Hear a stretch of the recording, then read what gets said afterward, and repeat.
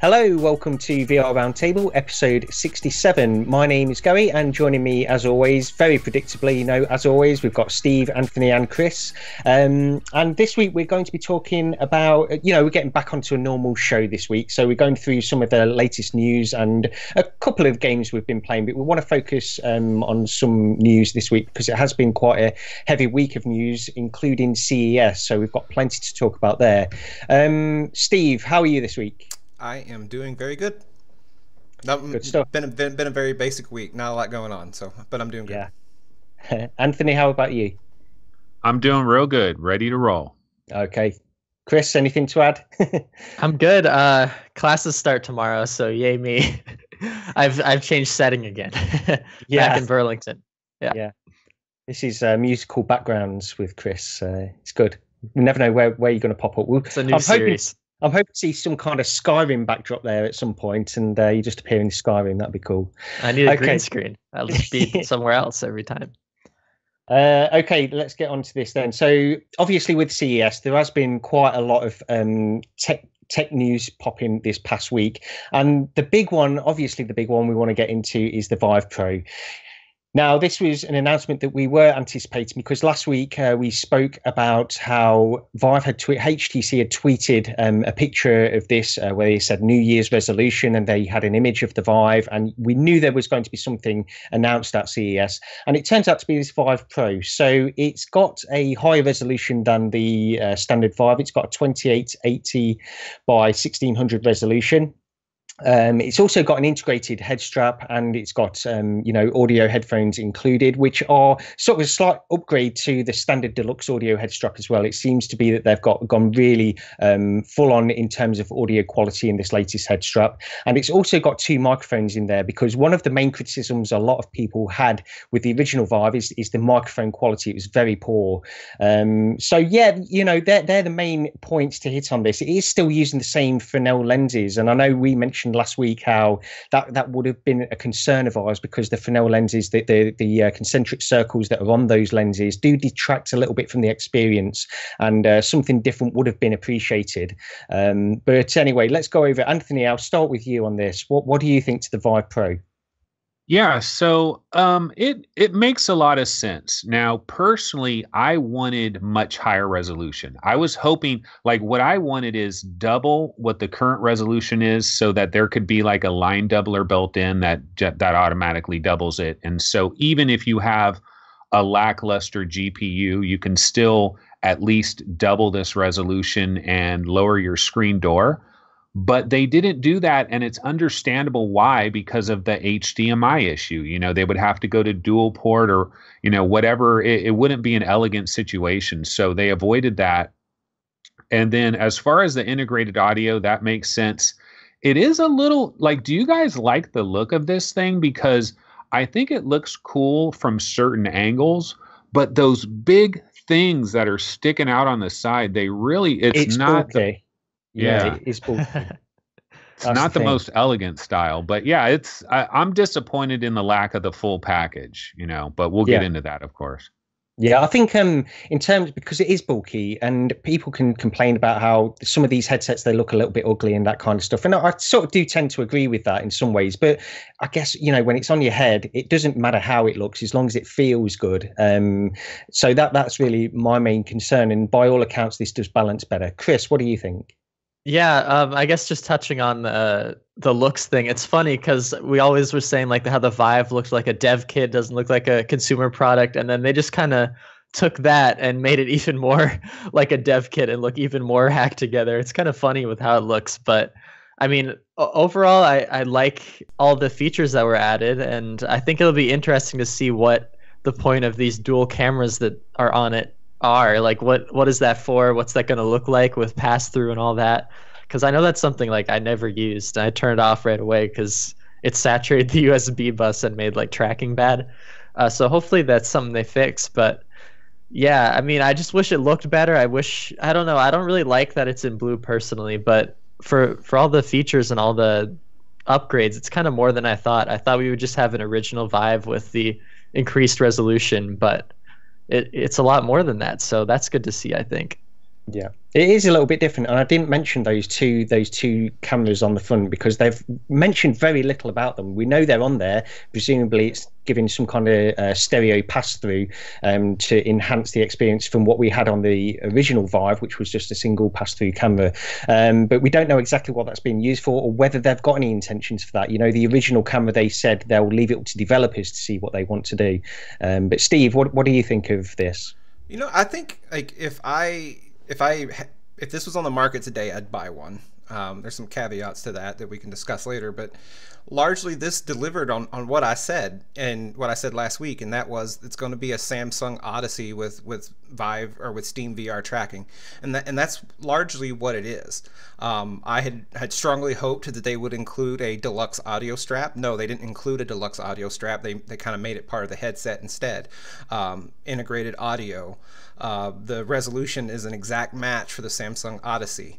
They did a couple things that I wasn't predicting with the dual cameras and the dual mics, so they did good in that sense. But largely, I like it. I would buy one if it were available today. I think it's going to be a lot more comfortable, and I think it fits with it being a sort of a 1.5 version of the Vive or Vive Pro. You know, they're kind of jumping on that bandwagon of calling things Pro, and it fits that. This isn't a new generation device. This isn't the Vive 2. This isn't the next gen of VR headsets, but it's got some good upgrades.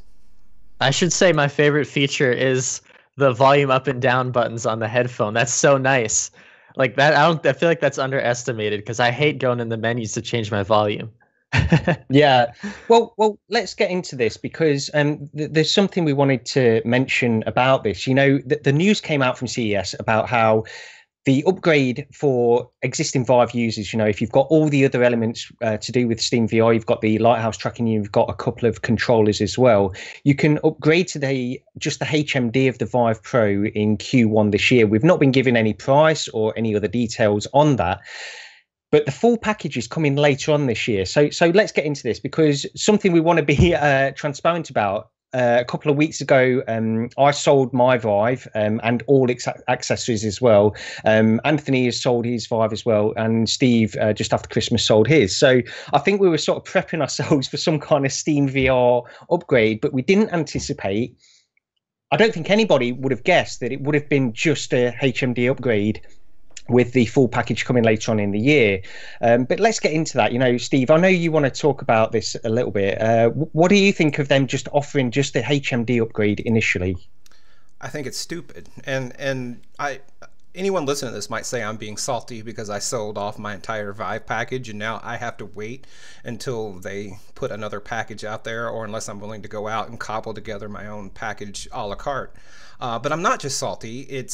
If you think like this doesn't make sense for business, it doesn't make sense to grow the market. The product makes a ton of sense, but selling it only with such a large gap between selling just the headsets to existing owners versus having a package for people sitting outside of the VR fence to come on board, that's not necessarily good for the industry. So the only thing, and I think they have to know that, like the people working at HTC aren't necessarily stupid or anything like that. They probably know that. So I'm guessing that they have some sort of supply chain reason. Maybe they were banking on this shipping with Knuckles, but Valve or for whatever reasons doesn't have Knuckles ready. Maybe it took longer than they predicted to get the Steam VR 2.0 base stations ready for mass production. There's all sorts of reasons it could be here, but nevertheless, it's the situation that we're in, and I find it very frustrating for me personally because I have sold my Vive and the whole system, but I also find it frustrating for the market. I find it frustrating for all the consumers that were ready to jump on board and buy a Vive. You know, maybe they've been saving up money and they're ready to buy a Vive and they saw this announcement. Now they're not going to go buy a Vive 1 package, but then they can't jump into the Vive Pro package either. So it's kind of in this sort of what do they call it, in purgatory. They're kind of in this VR purgatory where they can't really make a decision, and that's just frustrating. It does seem strange. I mean, I've got to say, there's got to be some reasons behind this why they didn't just package it almost for the next few months, you know, or from the release of the HMD itself, why they wouldn't just package it with the old base stations and the old controllers, because they've obviously got those ready. They were waiting on something, and presumably they're waiting for these Steam VR 2.0 lighthouses from Valve and other things as well. You know, they're refining the controllers. We don't know the actual differences within the new controllers that will be packaged with it eventually, but it just seems like a very strange decision to me, especially when, and I was speaking to you guys about this before the show, how to me Steam VR in my play area, I don't care too much about the 2.0 tracking, the lighthouses, that they won't affect me because I've got a small play area anyway. So it just seems like a very strange decision to base it all around that. But you know, this is the decision they've made. I'll speak again just quickly on some further points I wanted to make on that. But Anthony, you know, you're in the same position as Steve and I. You've sold your Vive as well. What do you think of this? And are you disappointed? Would you have jumped on this had things been different? Yeah, I was definitely hoping for a full package. And when it came out that they weren't going to have this complete package until much later in the year, I immediately thought, okay, this is a Knuckles situation. You know, they have to wait for Knuckles, and their hands are tied, and they're waiting for Knuckles. But then we find out an HTC representative speaking to Road to VR says, no, Knuckles is not part of this package. No, basically, Knuckles is not a part of it at all. And they even said that it's going to have slightly redesigned Vive wands, whatever this new package is that comes later, and supposedly the 2.0 base stations as well. But yeah, it just kind of seems like, what is HTC thinking here? Because they're marketing this directly to existing Vive owners, tons of which are going to want to upgrade and do this. And so it'll work out for them as far as that goes. I'm sure, my guess is pre-orders are very late this month, very early February, somewhere in there, probably like a March 28th release. The rumor right now is that the price is $349.99, which honestly, that sounds low to me. I thought they would gouge they've always been high with everything. They're going to sell the headset for $349. That seems a little weird to me, but the only thought that I have in terms of that actually being legit is because of the comparison with an Oculus Rift. You know, if they come in higher than an Oculus Rift, you kind of have that argument, well, wow, you're buying just a headset when you can buy an entire new package. So that's maybe the only reason I might believe this $349 price, but it still seems almost too low, considering how much they charge for an individual base station and an individual controller and all of that. And you're going to get a new link box with this. You're going to get new 3-in-1 cable. So it's more than just the HMD by itself. So yeah, I'm certainly disappointed. But you know what's funny is I go to NeoGAF quite often, and I jump into the various VR threads over there, and you have a lot of flat gamers that are interested in VR, but they haven't made the jump yet. And a lot of them they mention this over and over again. When it's the new version, I'm going to get the new version. I'm waiting for the new Vive. I'm waiting for the new Oculus. And this is the new version, but these people can't go after this because they can't get a whole entire package. So unless you're a power user, you're not going to understand this idea of like buying a used Vive and using the controllers and base stations and then buying the brand new HTC Vive Pro. Your average person wants to just go to Amazon and buy a box that has the whole package. So it is certainly disappointing. Yeah, Chris, you obviously still own your original Vive. What's your plan of action with this? What are you thinking with the Vive Pro? Yeah, well, like I said before the show, the only reason I still have my Vive is because I was too lazy to put it on eBay. But I am trying to sell off my headset right now and my deluxe audio strap. Right now I'm trying to sell them together. I might have to split that. But I will be getting a Vive Pro mostly just because so we can have coverage on the channel so I can make videos on it and give impressions of it. But I don't know if this would have been something I would jump on otherwise. I don't know. I'm definitely excited about it, but we'll just have to see how good of an improvement it is, I guess. Is it worth And I agree with you guys. 350 sounds too cheap to me. It should be like 400, 450 or something. I'm kind of worried that it's actually the price is gonna come out. It's gonna be more than all the rumors, and that might be a little bit of a letdown. But if it was 350, that would be probably too good to be true, honestly. Well, I think I think it has to be 350 to 400. I don't think it can come in much higher than that. I know historically HTC or Vive parts have had a very high price a la carte, but they can't do that here, because even if you think it's worth 350 or 450, 500 as a consumer, you have to compare it against a Rift. As I think Anthony said this, you got to compare it against buying a complete Rift system. You got to compare it against buying a Samsung Odyssey or one of the other Windows MR headsets, and it can't, just a standalone headset can't stand out there and cost more than an entire system from a competitor. But in the beginning though, because they're only this is really targeted to upgraders, and from that standpoint, they're not competing with mixed reality. They're not competing with the Oculus Rift. They could charge $499 for this. The problem with that is it's a bad look. It's a bad look in terms of like overall marketing, because it seems outrageous. Like people can say, oh my God, that's outrageous. You're selling it for the same exact price as these complete packages. And so that's their problem, but they could do it to the early adopter Vive lovers. Yeah, I hope they don't. They've been screwing us over too much in the past. But I just wanted to touch on the controllers. Like, I don't know if anyone else has seen this, but like on the actual Vive Pro website, they just show like the full system, I guess, kind of, and like the controllers literally look the same except that they're blue now. But hopefully there's more upgrades than that. Hopefully that's an early concept or something. But from like the confirmed pictures of like what the new redesigned controllers look like, they look like they're just blue to look like we gotta hope that's placeholder. We have to hope. Otherwise, like, come on, if they're just waiting on blue controllers, like they gotta step up their game. I would expect that the controllers though are largely the same, like that they might improve the grip button, but largely I'm not expecting a mass overhaul on the controllers. Like touchpad. They need a better touchpad because that breaks. And God, mine is broken. I need a new Vive controller. I just remembered. Crap.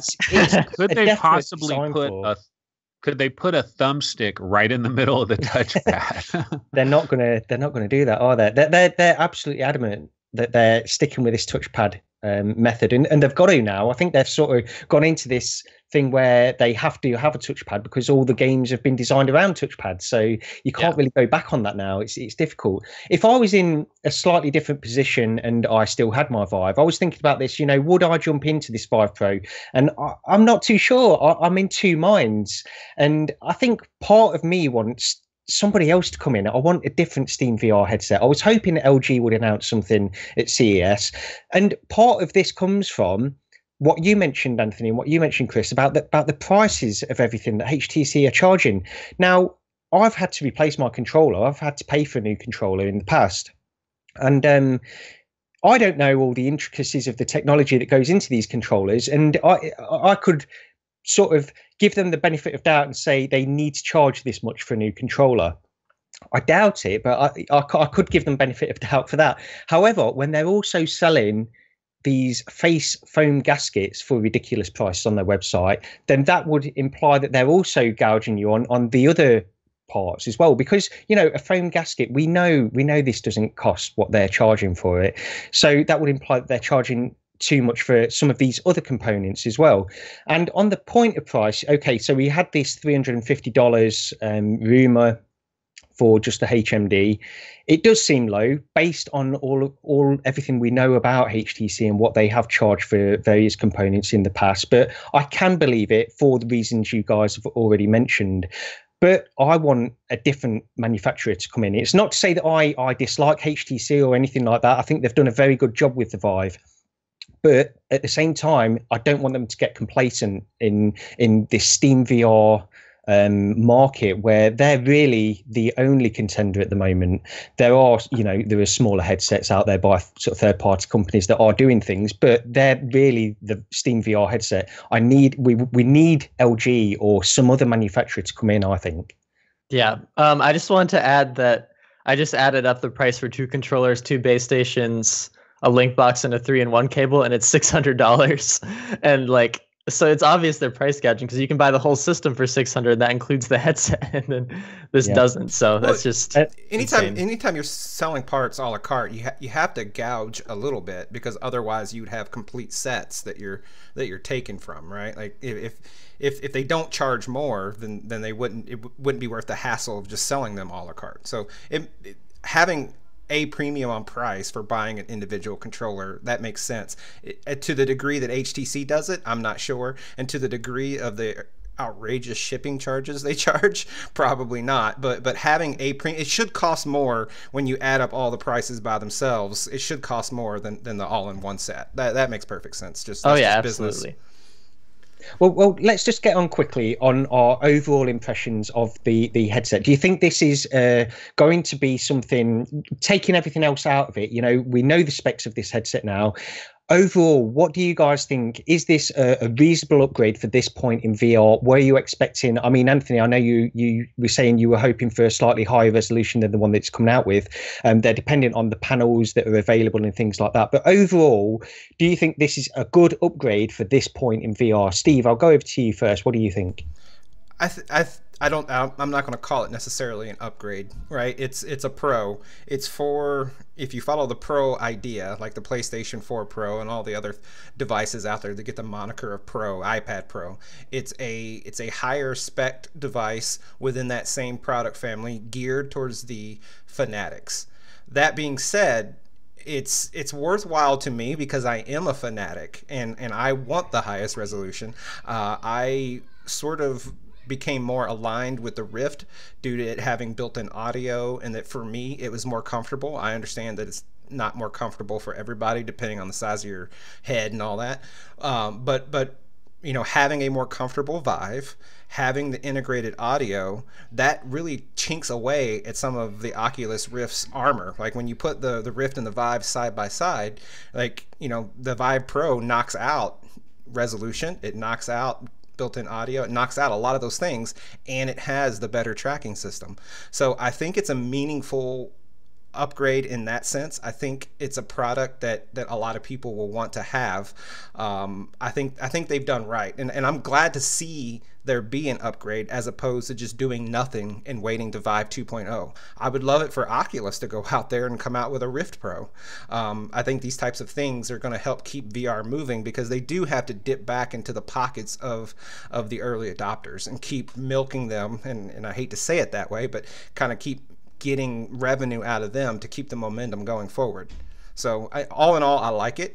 My one complaint I'll have, outside of only offering the headset initially, is I don't know what they're doing. They did the same thing with the Vive Focus, but this color scheme crap, like, it's a big turnoff for me. Like, I just want a black headset. Looking at this, and I think some of their promotional images, and I'm showing one right now for the people watching the video, is it's a really vibrant blue. I think in real life it's more of a subdued navy, but the fact that they're going to these colors, it kind of makes the plastic stand out. Like, it gives it that plasticky look, and I'm not sure someone that's investing in high grade electronics wants it feeling like it's plastic.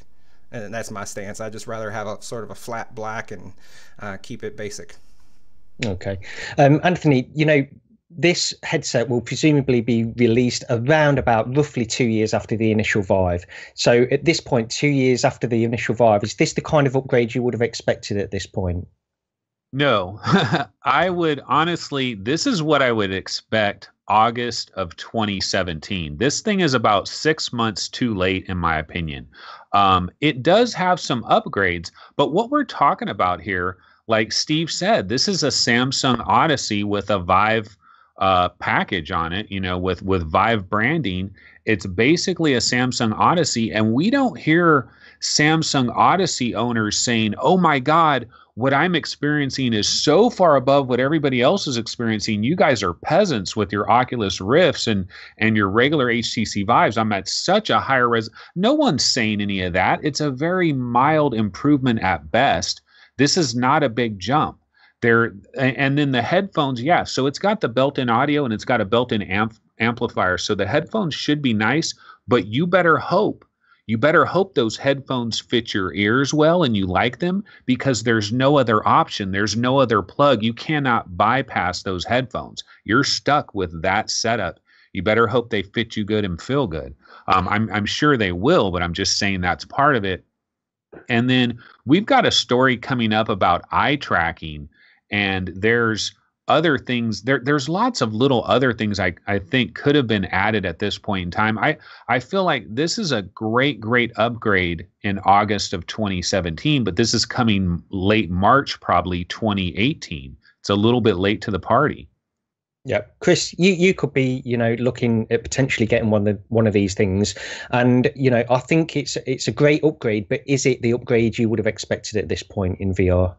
I wasn't expecting any upgrades to happen. I don't know. Like, this feels like it came out of nowhere, and we just kind of got that announcement picture. We're like, what? HTC out of all companies somehow is making another headset, but.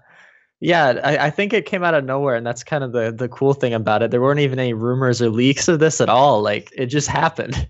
That doesn't happen often anymore. Usually you get leaks from pretty much every technology. But, I mean, I kind of agree with Anthony. It's a little bit late, but I think better late than never. Like, it's better to have an upgrade than just have things stay the same until the Vive 2 or the Rift 2 can't come out or something like that.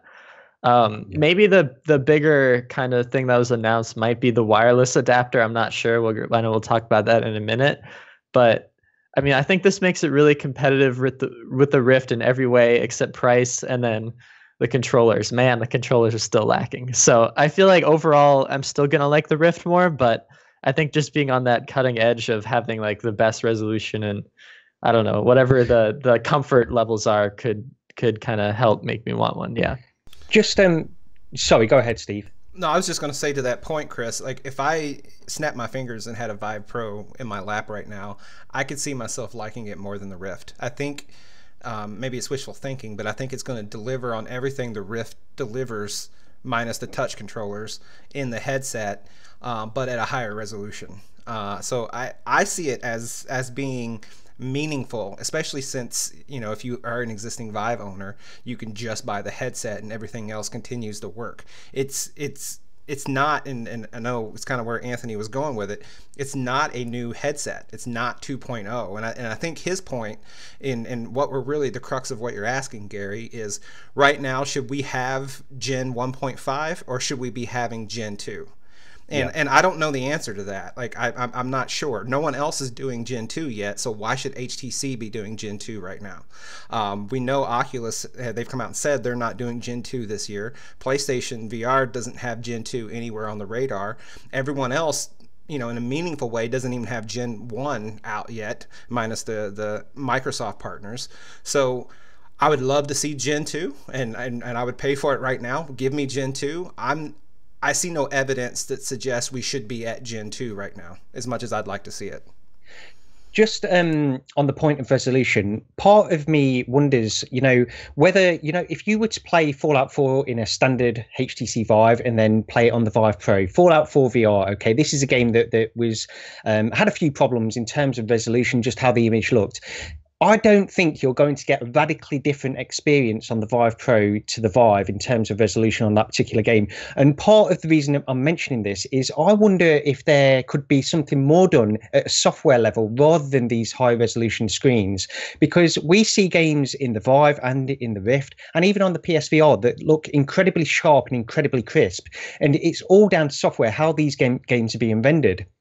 So, part of me thinks if you're going to buy a Vive Pro and you expect Fallout 4 to all of a sudden be incredibly clear and crisp, I think you're going to be disappointed. So I just wanted to mention that I think there's a lot that software developers can do with the current generation of headsets in terms of their resolution and optimizing the rendering and all of these things. These game engines, Unity and Unreal can optimize the way their games are being rendered within VR headsets that might have a bigger impact overall than just brute forcing a higher resolution within some of these headsets. Well, that's kind of the one of the problem, right? Like, and that's why we're seeing a lot of change with some of these later games like Fallout and LA Noire, is that they're not using Unity and Unreal, and those two development platforms have gone to forward rendering, whereas the old Fallout creation engine or whatever they call it is deferred. And so it looks like, it looks like, in a way, it looks like raw data before raw data did the switch to forward rendering. So we're going to have, as we get more and more developers on board, if we get Rocksteady doing more, if we get Bethesda's next game, it's probably not going to be in Unreal and Unity, so they have to update their engines to be more suited for VR. And I don't know what the answer is there, but your point's taken on the Fallout 4 would not look, probably in a way might be even worse on a Vive Pro, considering that no one can run it even natively worth a damn. How are you going to run it at 78% more resolution?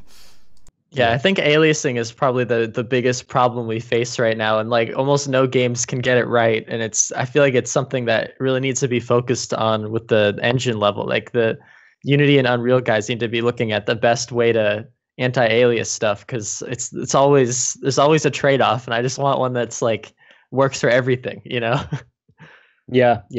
Okay, well, let's get on to the next little bit of news that came out from this HTC press conference that they gave at the beginning of CES, and this was the wireless add-on. So this is big news as well. Obviously, we've had the TP Cast for a while now, but and actually, we did hear towards the end of last year how Intel were working on a wireless solution for VR, and we would be hearing something at the beginning of 2018 with what they'd been working on. And this is it, Vive's wireless add-on is using Intel's WiGig technology.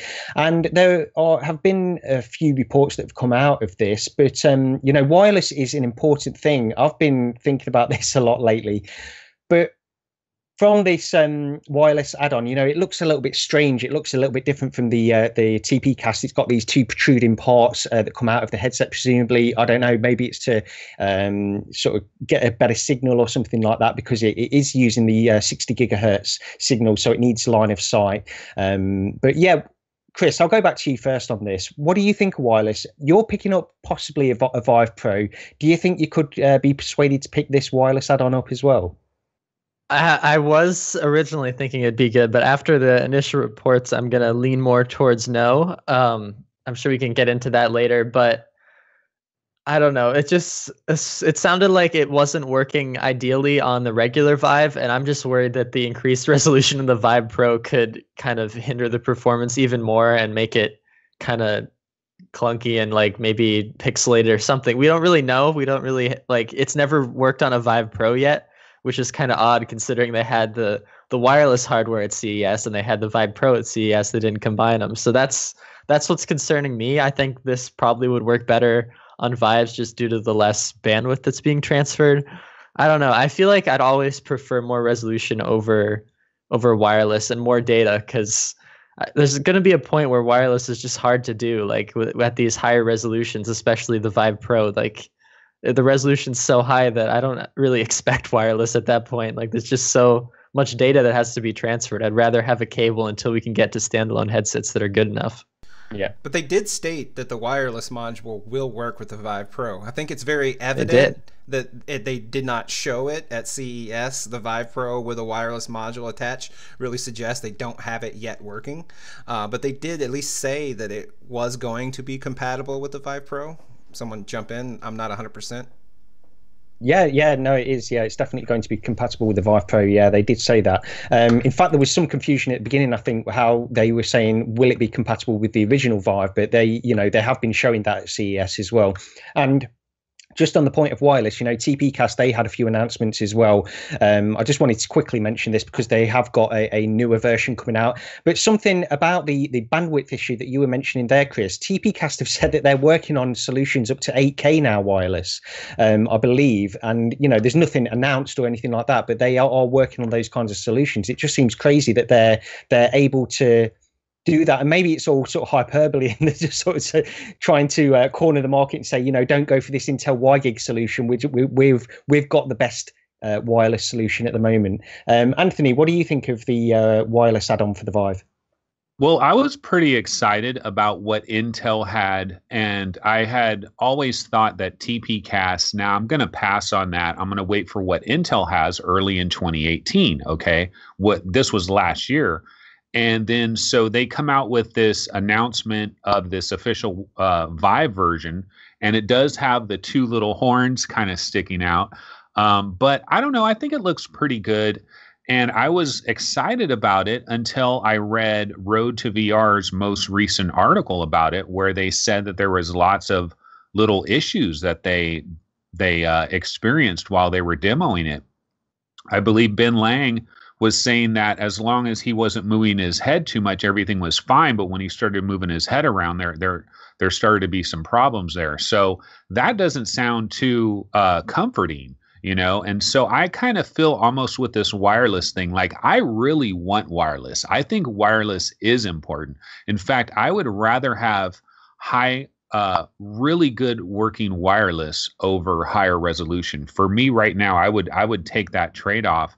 But I do have a bigger space, and having no wire kind of like sets me free a little bit, and I could have more immersion within this little cube that I got going on. But the thing is, challenge you on that for just a moment. Like, if you think of, you're playing Fallout 4 a lot. You said, so am I. I'm playing it a ton. It's basically all I'm playing. When you're playing Fallout 4, you barely move. Like the industry and all of us consumers are so damn adamant of having touch locomotion. I'm finding that I rarely ever see my chaperone come up anymore because every damn game has walking locomotion, and I'm not having to move from the center of my room. We barely move though, because we know we have it ingrained into our heads that we have this tether that is going along, and we know that if we start moving, it's eventually going to get wrapped up. It's going to get curled up. You're going to get caught up in it, and so we've gotten used to this situation where we kind of just stand in one spot and we're using the free locomotion and going everywhere. But I think if that cord was gone, I think we would, let's say there's a table or something, you might use free locomotion to get over to where that table is, but then you might start walking around within your play space around that physical table, knowing that you've got a little bit of leeway to work with. So I think that is a slight part of it. But the problem is that these wireless adapters, from what we've seen so far, they haven't figured this out yet. It hasn't settled yet. It's almost like the best way to play this is to probably almost let like another year go by and let all these wireless situations eventually work themselves out. And then there eventually has to be one that really truly does everything you need it to do. Because right now they all seem to have limitations. Like the Intel one requires line of sight. So you basically have another camera that has to go at your headset. One of the things that I'm hoping for in the future, maybe 2019, is a lot of these headsets, what we've seen is you got your headset on the front, and then on the back there's a padding. They're using this new style to give you more comfort, right? So they have this back padding, the HTC Vive Pro features that. Well, what I want to see in, say, 2019 maybe, is can we build the wireless receiver? Can we build it into that back padding and build it into the strap? Can we build that whole thing in there so that when you buy a new headset, it just comes right out of the box? It can work wireless. If you buy the optional wireless adapter, the battery pack or whatever, it just straight up works. Can we build that into the headset? I'd like to see that in the future, but we need to figure out a wireless mode that actually works. They're going to figure it out. It's a matter of time. But everybody that has like a TP cast right now and stuff, these are the brave guys that are just, they're treading into uncharted waters. They're dealing with any of the bad ramifications because they want to be on that cutting edge. And I understand that, and I appreciate that.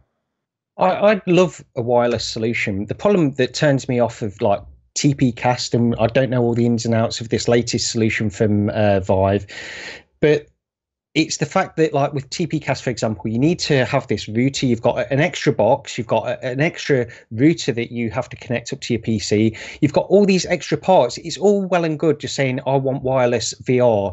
And you just think, okay, so I've got a little pack that goes on top of my headset, and then I've got a receiver that goes to my PC. Perfect. It doesn't work like that. There's so many complications and extra little bits that you need.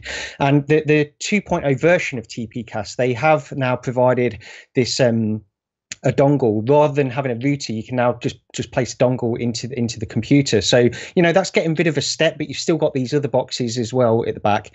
And the other thing with the TP Cast is now they're providing a head plate as well that you can attach a battery onto the back of the head plate, so you don't have to have a tether going from the receiver down to, or the transmitter, sorry, down to like a belt attachment where the battery is being kept. Having a battery on your head, people have pointed out this isn't necessarily a great idea overall, but I want a solution, a wireless solution, and don't think I'll jump on wireless until there's a more elegant and more streamlined solution to this kind of stuff.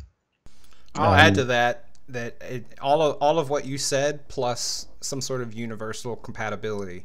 I don't want to buy into a Vive specific wireless transmitter and then feel like I can't use it on the Rift. I can't use it on the Pimax if I get one. I can't use it on Vive 2.0 when it drops. Like being locked to a headset. Like they need to make a wireless be wireless video, whether it's DisplayPort, HDMI, whatever, and wireless USB, wireless data transmission, and make it not care what's on each end of that wireless transmission. If I want to use the damn thing to send video to my TV downstairs and not use it for VR at all because it's wireless, it should do it. And right now they're too specific to one particular headset, and I'm not going to jump in until they get away from that.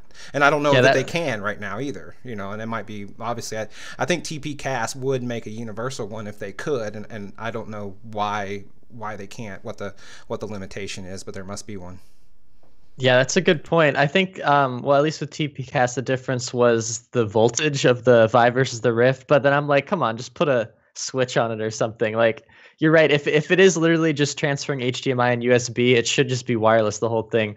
So I agree with you that there should either be a universal adapter, or I think it should have just came with the headset. I don't care if the headset's $200 or $300 more expensive. If it's built in, if it's nice, if it's elegant, like like it's in the link box or something. Like you have the Vive link box, the wireless goes there, it just goes to the back, boom. Just like what Gary said, like I think it needs to be elegant, and it needs to not add any additional hassle to make sense. But yeah, either one of those would work. But having it split up like it is right now with all these different solutions, and one works with Vive, one works with Rift, I don't think that's how it's gonna become mainstream. So we need some innovation there.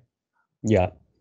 Okay, well, I just want to quickly mention this Viveport update, where you can now, they've basically changed it around so you can browse their store and things like that within VR. So you don't just have to do it on the desktop. They've got this whole VR setup now, so you can download experiences and things like that. But also with this, you get the ability to preview certain experiences. Anthony, I'll go over to you on this. With this particular point, the previewing of Viveport experiences, what do you think? Yeah, this is something I've been excited about for a long time, because I've always felt like with VR games, if you're not going to provide a demo for every VR game, could you somehow provide a situation where it's like you can just run the game engine and you can just stand inside the game engine and just kind of look around, something like that. No AI running, no enemies, no guns, but just give me a feel for what this game kind of looks like from inside the game. This is VR. Why can't we do that? And that appears what Viveport is doing. They have these VR previews on a number of games. The thing is, I would love to run out there and try this right now. But what most of us know is that the Viveport software tends to cause a lot of issues. If I had an extra gaming PC, a backup one that I'm willing to risk putting software on it that's going to jack the whole thing up and it's going to cause all these problems, it's a backup PC. I don't care. If I had that, I would do it. I would try this, but I'm scared of the Viveport software, Yeah. Has anybody else got anything they want to add on the Viveport software update? No. Okay, well, I'm going to skip the next one. I might go back to it afterwards, but I do want to get onto the Pimax, because there were some reports, Pimax did have a booth at CES, and there were a lot of people demoing it and bringing out, their reviews, their impressions of what the latest iteration of the Pimax headset is like. Now, this is the version 5 prototype. Now, the last one that I believe was shown publicly was the V3, which was getting really, really positive results and positive reviews from people that had tried it. This one, the V5, it seems to be a little bit different from most people, not all outlets, but most people have said that overall it's been a little bit disappointing, the latest Pimax 8K headset impression. So these seem to revolve around a few things. The main one, well, I say the main one, there's two main points here. The actual optics, the lenses that they're using, they seem to still distort around the edges. A lot of people are saying this. But also the tracking seems to be a little bit subpar now compared to how it was previously. So this is a little bit concerning from obviously people that have backed this headset on Kickstarter. Chris, I'll go over to you first on this. Did you read any reports on this? And what do you think? How does this bode for the future of Pimax? Yeah, I did see some reports, and I don't know, like, I feel like they shouldn't have showed something if it wasn't as good as their last prototype. Like, you can keep that internal if it's not ready yet. I think what they were saying about the lenses is that they were closer to kind of the consumer version lenses, as in like they're closer to producing the lenses rather than them being like one-off prototypes. But I don't know, this kind of just brings up the point of like, is the Pimax too ambitious? Like, is it trying to push too many spec sheet limits? Like, you know, I think a lot of people would agree, like if it's 20 degrees less, no one's going to care as long as, you know, it doesn't distort. Like, there's trade-offs that I think all these other headset makers make, and they know they're making them, like Oculus and Vive. They have like 100 to 110 degree field of view for a reason, just so that there isn't this distortion problem. So I think Pimax is kind of starting to run into that limit of trying to over promise all these numbers. But I hope that they either can fix these lenses in this prototype, or they can like agree that they're wrong and maybe scale back to a few less degrees, so people actually get something that they want to go into and it doesn't make them sick and all that. I didn't really read too much about the tracking though, so you can bring that to someone else. Yeah, the one thing I want to just mention before I pass it over to somebody else is the fact that they did come out, a spokesperson from Pimax did say, you know, this is a new prototype that they're trialing here. The reason that it's got these initial problems is because they've changed a few things in there, and they've still yet to refine all of this stuff. It sort of makes sense, but like you, Chris, going back to your original point, you know, why trial it? It's such a big event with such attention on them. You know, they must have expected the fact that they were going to get reviewed and impressions from all these people that were trialing it, and they must have known some of these problems, especially with the tracking. I would think, you know, if there's tracking problems, then they must have been aware of that. Steve, what do you think? Well, I agree with basically what Chris said. The only thing I'll add is that if you go into the Pimax Reddit subforum, the people there are tracking the versions, and they'll openly talk, hey, I tried out a V3, I tried out a V2 back, you know, many months ago before the Kickstarter ended. And I think if Pimax showed up to CES and didn't have the latest version and were still showing that V3, I think they would have caught a lot of flack for that too. Yeah, that's a good point. I think because most of the people that are paying that close attention are people that are either in the industry and from a media standpoint, or they're all the consumers that have backed it. So maybe they thought that the setback that V5 version of the prototype had was less damaging than showing up with V3 still, because they've been promising things. And I still remain overall though, I still remain very interested about the Pimax. Like, I like that is Gen 2, and I do think they've bitten off a little more than they can chew, but it's doing something different. Like, you know, I don't trust that they'll get it right, but damn, do I, like, if I could try one thing in VR right now, it wouldn't be a Vive Pro, it wouldn't be an Oculus Go, but it would be a Pimax. And I just want to see, because I trust all the people that have tried it and made videos and or commented on Reddit. I trust that the 200 degree FOV is a game changer.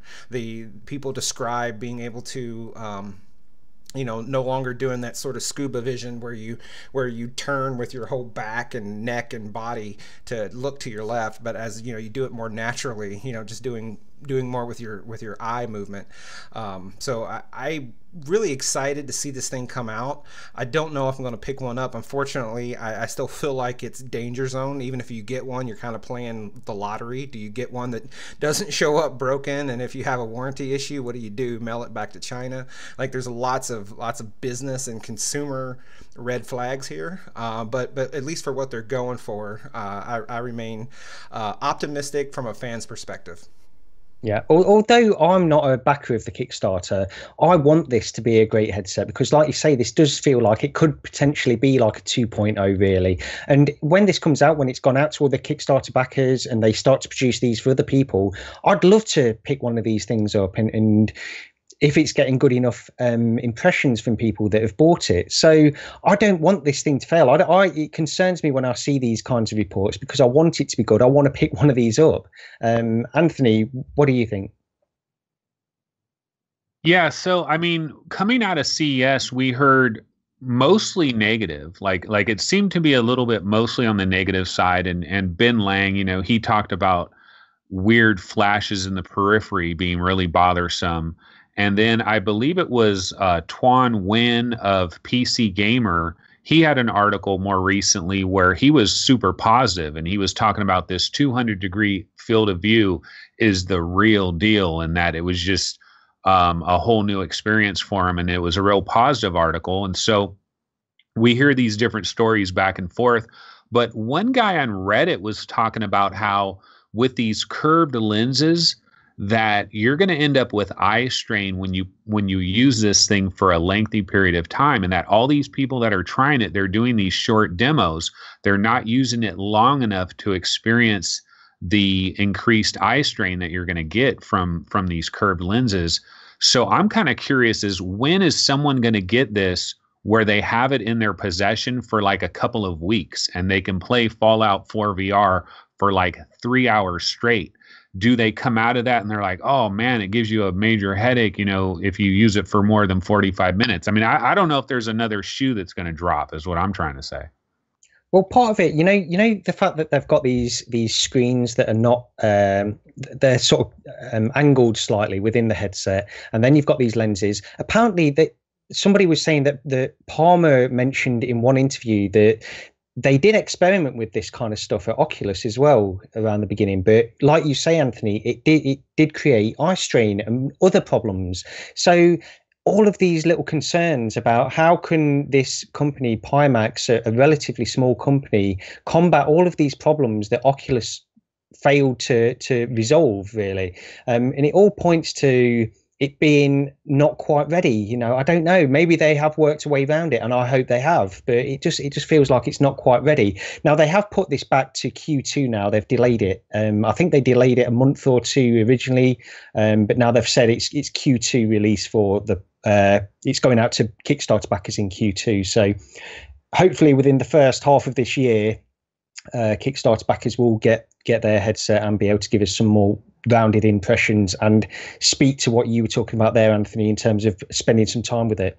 Hey, what's crazy though is Pimax, if they could somehow develop a large supply of these things, they have an opening here because HTC has dropped the ball by not having a complete package. LG is missing in action. We don't know what happened unless maybe they have a big conference, their own little private event that's coming up or something. But anyway, we don't know what's going on with LG.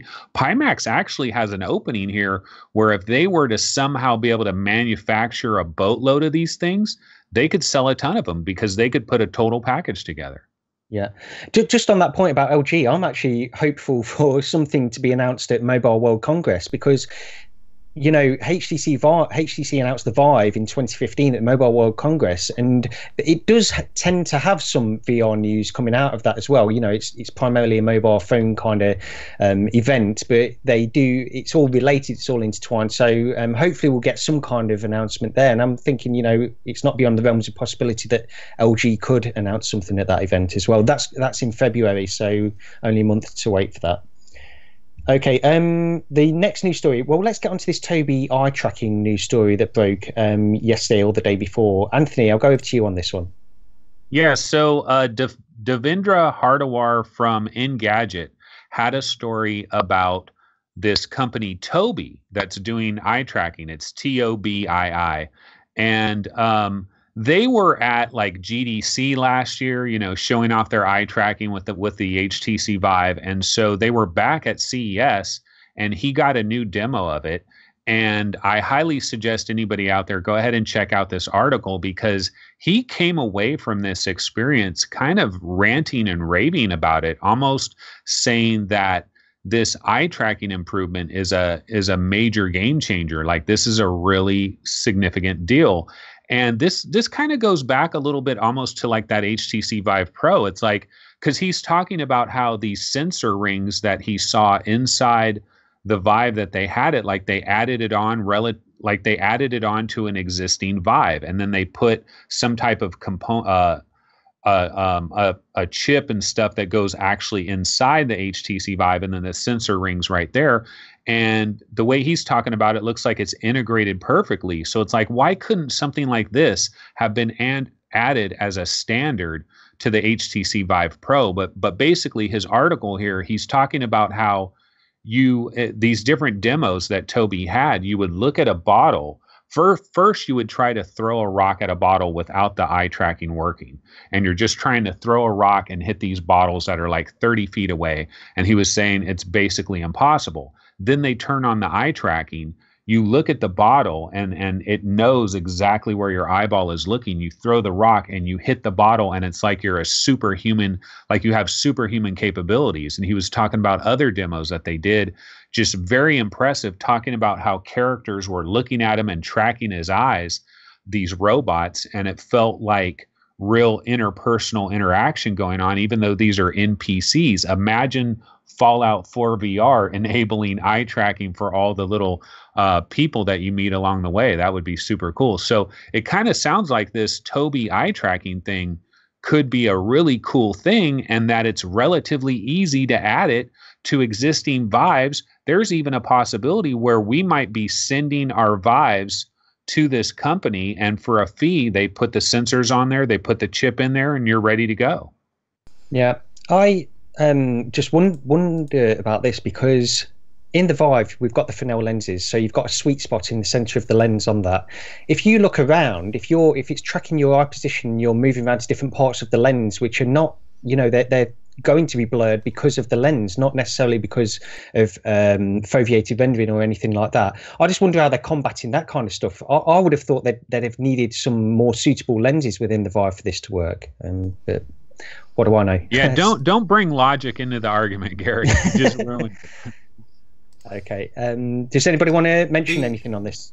Really, I haven't seen the article, but listening to Anthony describe it, it sounds to me like one of the benefits is that they know where you're looking, then they can change maybe the depth of field in your view and can give you more precise throwing a rock at a bottle. The only thing that I question is you got the hardware element, and maybe the hardware isn't a big deal and that can be easily dropped into a Vive Pro or whatever. But I wonder about software. Like how does that get baked into everyone's game engine? We talked earlier about Unity and Unreal, and then Fallout 4 using the Creation engine, and all the games that use their own engine that's not Unity and Unreal. How does Tobii, or a company that's relatively small like Tobii, get this software integrated into all these major engines and get game makers to actually use it? Because as cool as it is, if there's no software for it, it's dead on arrival. Well, that's why it would have been nice had they had it in the HTC Vive Pro, and then they know that everybody that has that. Now, what Tobii is saying here, they're working with future hardware manufacturers. They're aiming to have this into future VR headsets. I know Pimax has their own tracking. I don't believe they're working with Tobii, though, which kind of worries me about that.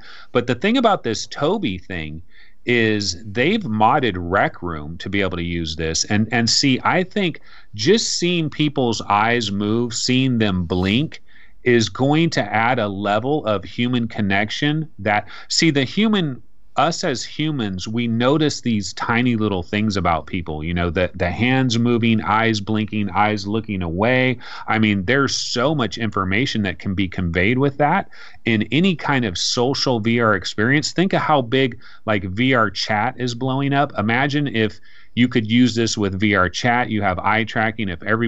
I could see this getting pretty hyped up and a lot of people jumping on it if it doesn't cost a tremendous amount of money. The problem is, existing users have to ship their headset to this company. They have to ship it back. They're going to have to open it up and put an actual chip inside it. They're going to have to vacuum seal it and not get dust. I mean, it's going to have to be done. It's going to be expensive. That's the problem.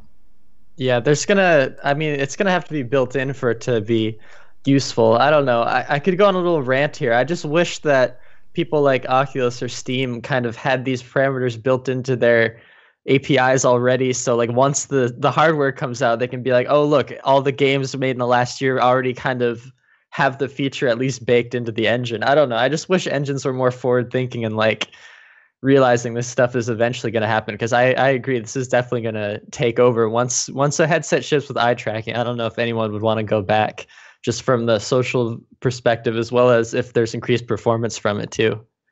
Yeah. One final thing I just want to quickly mention from CES is the Lenovo Mirage Solo standalone headset, which uses Daydream, but it is a 6 degrees of freedom headset, although it only comes with a 3 degrees of freedom controller similar to the Vive Focus. So you know, they're saying it will be under $400 for this headset, which seems sort of reasonable considering it's got this 6 degrees of freedom as well. Although how that will compare to the Oculus Go in terms of sort of content, because Oculus Go, we all know that's going to be coming out and it's going to have a big library of content. The Daydream content isn't quite as they don't have as many titles on that platform, unfortunately. But this looks like an interesting headset nevertheless. And, you know, I'm interested in this. We've spoke many times about standalone HMDs, and this looks like an interesting candidate for people that want to get into this kind of stuff. Does anybody want to mention anything on this, Lenovo? I have one quick little take on the whole idea of standalones. Like, I had almost zero interest in Oculus Go, Daydream, anything like that, right?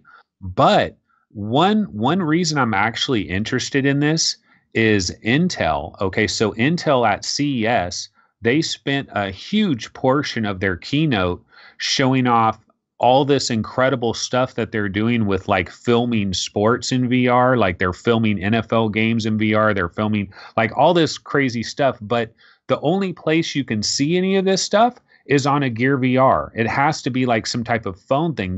You cannot see this on an Oculus Rift. You can't see this on an HTC Vive. Intel is actually doing some special stuff for the Olympics in February. They're going to have actual Olympic events. NBC has an app for Gear VR where you can watch Olympic events in VR filmed with these special Intel cameras with different camera angles and all this stuff. All of it sounds really interesting, but there's no access to this if you have a Rift or a Vive. But maybe if you don't really care about having, say, the Samsung phone, but you could still get one of these dedicated ones, standalone, and then you don't have to worry about that. But I don't know, maybe these apps won't work with that because they can't know exactly who your carrier is and get all your information. I mean, I don't like, why can't we watch this stuff on a Rift or a Vive? It just bothers me. Yeah. I was just gonna mention the camera they announced too. Like, that was what was really interesting to me. I think it's called the Lenovo Mirage, I think is what it is. And it's a 180-degree 3D camera that's under $300. So I thought that's kind of something I would be more interested in. Just like if you had the ability to make these 180 3D videos, I think a lot of people would be interested in that, depending on how good it is. But yeah, just figured I'd bring that up. Yeah, I saw the trailer on that as well. It did look pretty good, that did, as well, and at a reasonable price. I think that's at the price point that people would expect that kind of technology to be at if you're just an average consumer, really. Hey, could you imagine if we all lived in the same place, we could get that camera and we could all sit around like this huge-ass sofa and film it all in a VR 180? Man, we should get our own house or something, like all those YouTube groups do it. They just rent a mansion or something.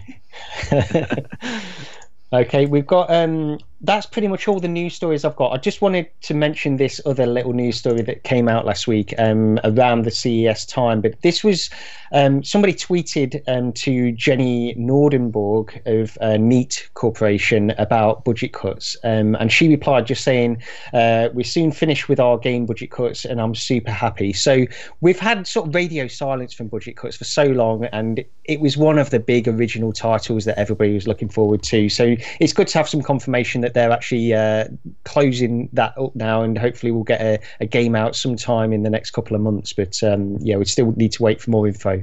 You know what? There's also a few game announcements we could mention as far as dates. Things are starting to shape up because Apex Construct is coming to PSVR on February 20th, and then I believe it's coming to Steam VR on March 20th. So Apex Construct is a big game coming. And then Arc Park, there was a rumor on this German website that the PlayStation, Japanese PlayStation VR version of Arc Park is going to be available March 22nd. So you'd have to imagine Europe and North America would follow right after that. But we don't know about the Steam VR date for Arc Park. Okay, yeah, that's good to know anyway. So that's pretty much all the news stories I've got. We can get on to some games we've been playing. I know we're a little bit light on this week, but I'll go over to Steve first. Is there anything in particular you want to mention? You know, I've played two things this week. I've actually been pretty busy and haven't played much, but of the things I've played is I'm continuing to play pretty much nothing but Fallout 4. I don't know how much I talked about it last week, if any, but I really kind of fell in love with Fallout 4. Like it's a really good game in VR. Once you kind of drill through and get past all the BS and you configure INI and you fix VATs. There's a VATs fix that I deployed. I didn't create it. I found it on Reddit, but basically you take a you modify the target selection and change it from 0.1 second. I don't know why Bethesda had it set so low, but you change it to 999 seconds. And what that effectively means is that when you go into VATS, it won't select a target for you because it's taken 999 seconds to select that first target. So you sort of get a slow-mo mode where you continue to build, use AP points, and you continue to build up your critical hit meter. So it works like VATS in every other way, except you kind of don't highlight anything in green. You can just freely aim. Cheater, pumpkin eater. It's not cheating because VATS is broke. Like, I mean, can you honestly say you use VATS in Fallout 4 and with the way the selection bounces around and like you want to hit somebody in the chest, but it's selecting the dude on the other side of the room, it's selecting his foot. Like, it's just completely broken. But that's why we need Tobii. The eye tracking would work great for that. Yeah, but we know Bethesda would never actually implement it right, and it would require the community to go through and fix it. But that aside, Fallout 4 VR is really been fun. Like it's all I want to play is that. Like thinking about it right now, if I ended the show and I don't have a chance to play as soon as we're done recording, but when the show's over, if I was going to put my headset on, it'd be to play Fallout 4 VR. That said, yeah.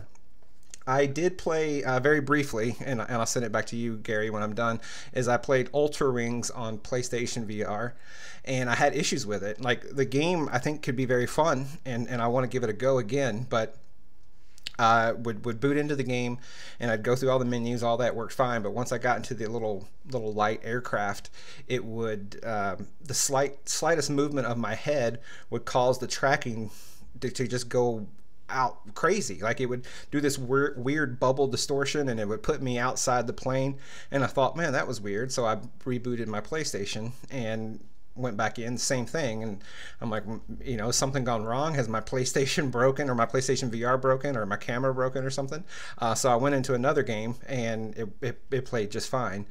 So something wonky is going on with Ultrawings VR, but from what I saw of it, I do want to check it out some more. I think it can be fun. It's almost like it reminds me a lot of Eagle Flight, not quite as fast-paced, a little more mechanical, a little more realistic, and it's not quite a sim level in terms of flying a craft, but it's a little bit in that direction as opposed to, say, Eagle Flight. So I want to give it a go and try to figure out what is exactly wrong. Yeah, I've played Ultrawings as well, and I didn't have any of those problems. It was tracking perfectly fine for me. When I went into it initially, I was using Move controllers because when I first heard about this game, I heard that, you know, you use the Move controllers or the touch controllers on Rift, and you can actually manipulate everything as if you've got hands within the plane rather than using something like a HOTAS or, you know, a DualShock.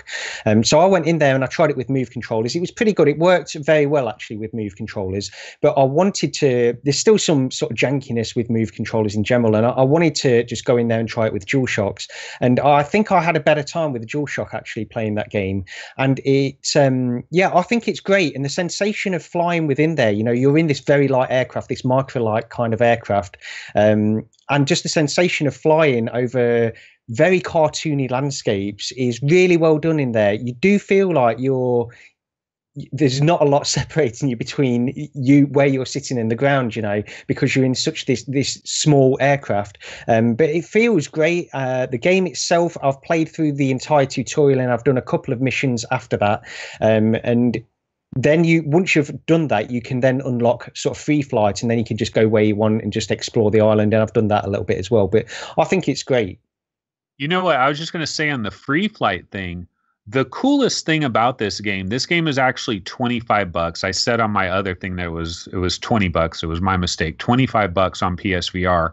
But the coolest thing about this game is once you unlock free flight, you can fly your plane to these other islands, and they have little airports at these other islands. And then that's kind of like the next stage. You have to land at these other airports, and you have to have enough money to be able to buy access to the airport office on that island. And that unlocks other stages where it unlocks like races, all these different flying through rings type stuff. It's very, very Pilot Wings-esque.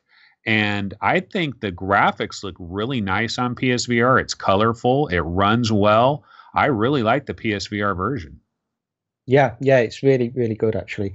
Other than that, just quickly on a personal, what I've been playing over the past couple of weeks, really, it's PSVR. You know, I picked up this PSVR just before Christmas, and I've really dived into some older experiences. So I've been playing Robinson the Journey. I'm really enjoying that.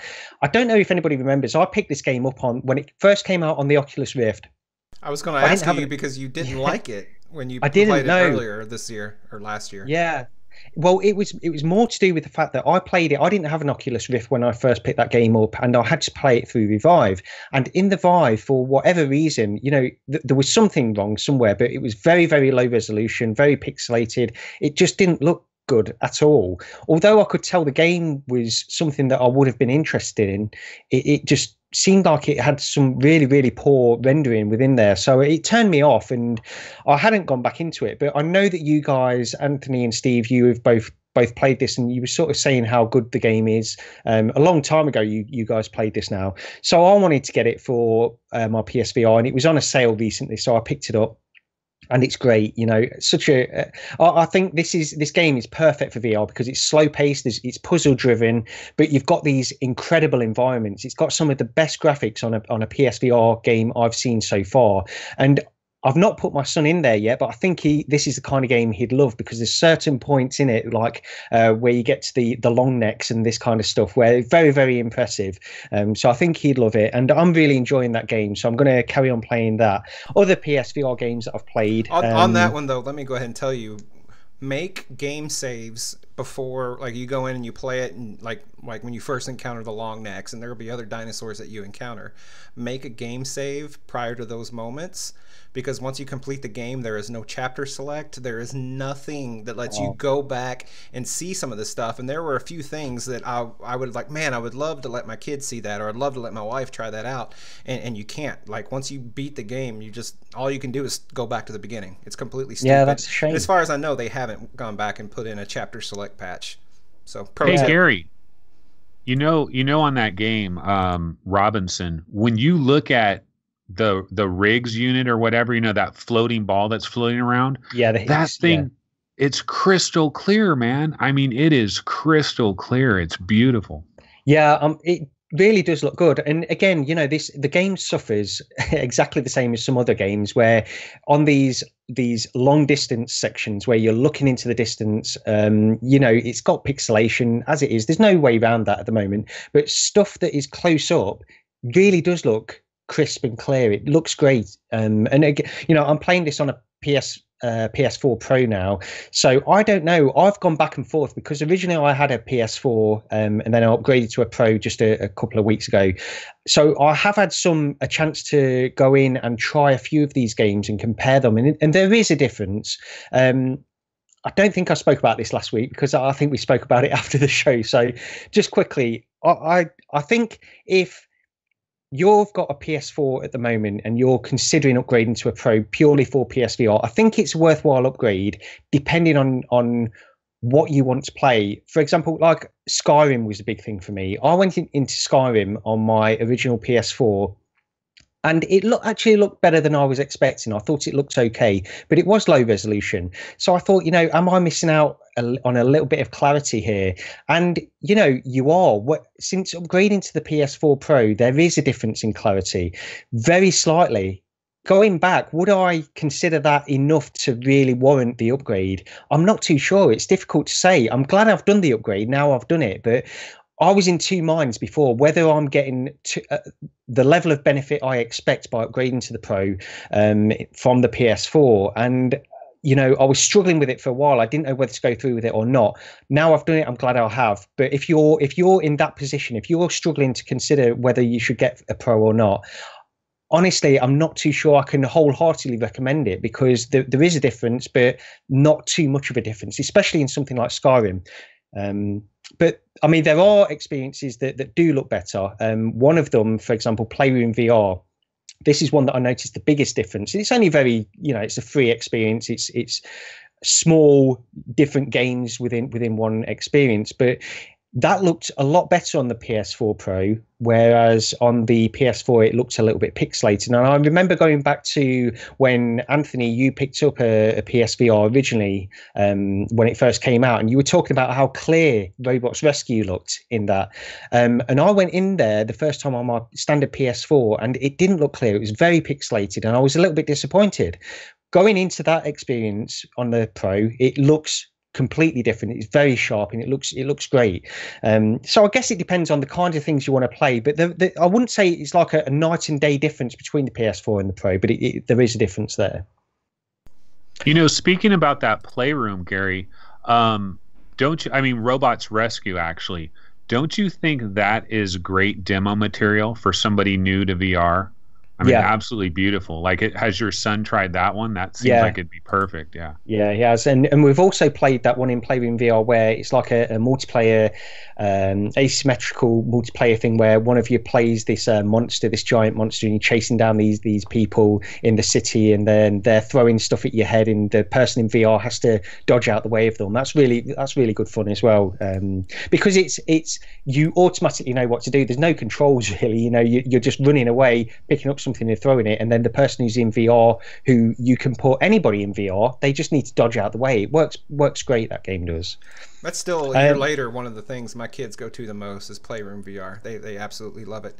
I'm going to ask you, have you gone back to play your Rift? Have you gone in to play Fallout or anything since kind of dedicating a lot of time to the PlayStation VR? And how does the God rays hit you, and that subtlety of the higher resolution, but also the noise and the things that you don't necessarily get from the PlayStation VR? I'm curious as your kind of takeaway. No, for me, the lack of God rays on the PSVR is probably the single thing that I like the most about it. And it doesn't look, the resolution, I'm super sampling on my PC.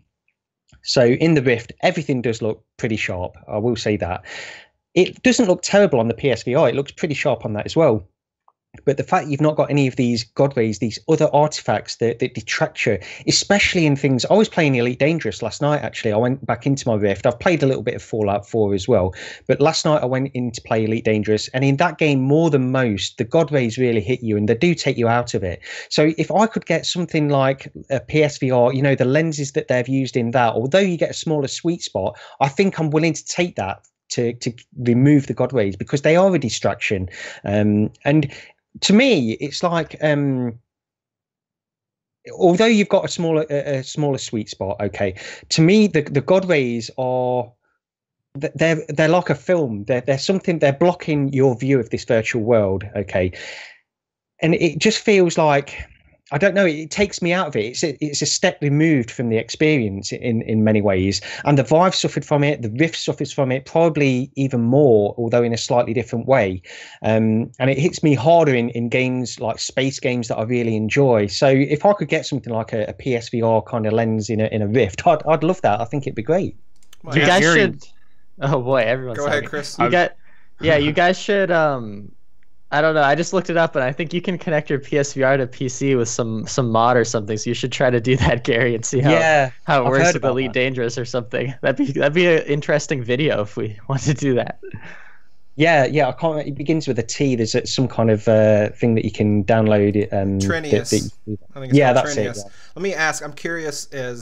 So you hear a lot of people, if you go on the Vive subreddit or the Oculus subreddit, and someone brings up PlayStation VR, you'll kind of have this sort of nose in the air, smug, holier than thou take on the PlayStation VR, like it's some sort of inferior piece of crap that doesn't belong in the conversation. You've owned a Vive since, I believe, damn near day one. You have a 1080 Ti, you have a Rift, you have a lot of experience with PC VR, tons of experience. Now having a PlayStation VR, do you consider it the completely inferior, doesn't even belong in the same room, or is it just, you know, different? And you know, and that's where I sit. I feel it's just different. It does some things better. It's not inferior in every way. It's just different. And how do you stand on that? Does it belong in the discussion? Yeah, I mean, it's a no-brainer, of course. I mean, it's well. I mean, in some ways, it's on a par with the Vive and the Rift. In some ways, a little bit of a lower experience. And I'm thinking specifically of the Move controllers for me.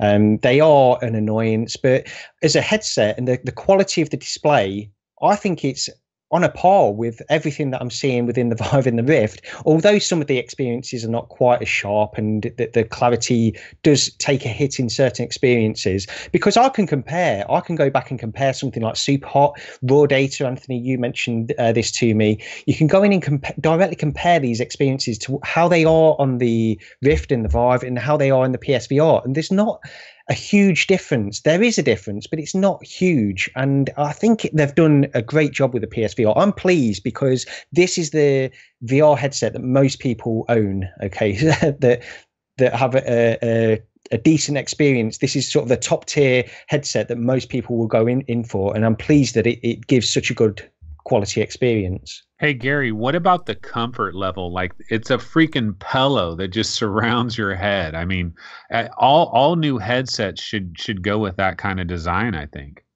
Yeah, and I think a lot of them aren't actually now, aren't they? They're sort of jumping on to that kind of thing. It is very comfortable, and it doesn't, there's no weight on your actual face, you know, it just sits there, it's all on your forehead. The only thing is, I'm a little bit disappointed that I didn't get the version 2 PSVR. I jumped on this discount, you know, it was $199 for the GT Sport. I actually ordered it from the US in order to get this discount, and it was still cheaper than purchasing it over here in the UK. So I got that. Unfortunately, it comes with the version 1 PSVR headset, and the cabling, it is an annoyance. I don't like the cables, the way they're set out at all. It's crazy to me that they went for that.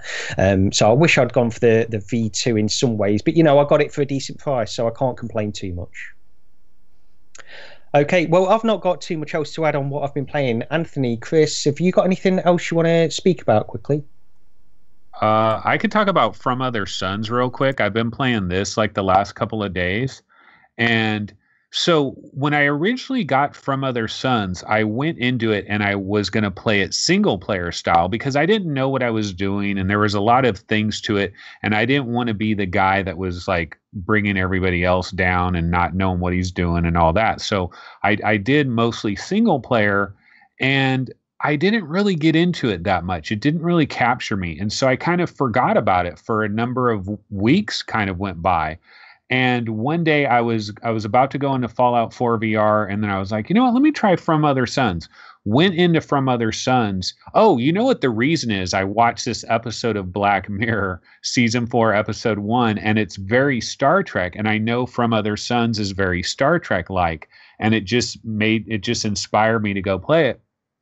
And I got paired up with a couple of other dudes, and we're going through these different ships, and he's like saying, okay, you're going to take the right side, I'm going to stand behind you, you know, just all the little camaraderie type stuff. And we're just going through the game, and we're battling these robots, and then we have to teleport back to our ship, and we get the loot and all this stuff. And now we're going to go fight against these space pirates, and we go to a completely different place, and we're doing all of that.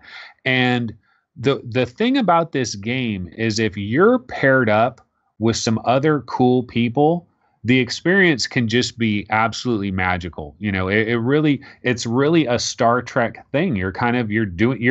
it's Star Trek, but you're going on away missions, where Star Trek Bridge Crew, you're just in the bridge and you stay in the bridge, you know, but this is like, no, you're going on a teleporter and you're going on all these away missions, and there's all kinds of different guns and key cards and stuff. Now, on the negative tip, like if I wanted to go negative on From Other Suns, I would say there's only 3 enemy types and there's only 3 environment types, really. Now, they do procedurally generated with the environment, so they change the ships up every time, but after a while you start to notice a general sameness to some of the different environments.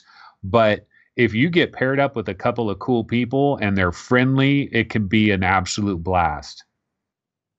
Yeah, I've really not spent enough time in that game, and so many people have spoke so highly of it. And when I have gone in, when I played the demo, the beta version of it, I actually went in a couple of times and did team up with some people, and I did have a great time. You know, it wasn't like a bad experience at all. So hopefully I can get a chance to go back in there at some point and really give it a try, because it seems like my kind of game, really. Although it's multiplayer, it does seem like the kind of thing that I could jump on board with. Yeah, I've played a little bit of that this week with my friend as well, and like, although his internet keeps cutting out, I've had a lot of fun when it was working. Like, it's a really good game. I feel like if we all had it, or I don't know, it'd be fun to make like a video with just all of us playing it, because I think it's really about like having people, you know, or just having good people in it, and that really makes it. Like, I don't know, watching the trailer originally, I was like, wow, this looks cool, but also looks kind of dumb, because like they played up the social aspect, but it's actually probably the best part of it, just having those other people in there. Yeah. Okay, I don't know if anybody has got anything to add. If not, then we can sort of wrap this show up now. So that was episode 67 of VR Roundtable. Thanks for joining us again, and we'll be back next week. If you can leave a review on iTunes for us, we'd love that. We've not had any new reviews for a while, so that would be appreciated. And do all the usual stuff on YouTube as well, you know, like the video. And leave a comment, actually. Leave a comment with your specific thoughts about this episode, and we'll try and get back to you. Sometimes there's a few days where we don't quite get to some of the comments, but we will sort of try and get back to you on those. If you want to send us an email as well, vrroundtable@gmail.com. If you've got any questions for us, a topic that you want us to bring up on the show, then we'll try and get into that as well at some point. But that's pretty much it, and we'll see you next week. Bye. See ya.